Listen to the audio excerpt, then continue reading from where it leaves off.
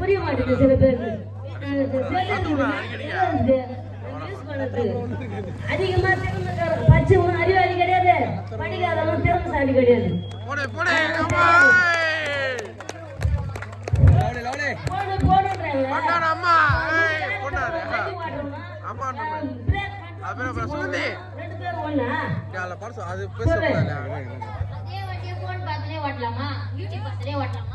அது திறமை பொறுத்தது. கை விட்டு ஓட்டுறான், கை வச்சுன்னு ஓட்டுறான்.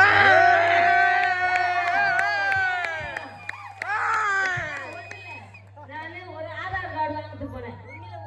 உதாரணம் சொல்றேன், பாசிக்காதீங்க, டைம் வேஸ்ட் பண்றேன்.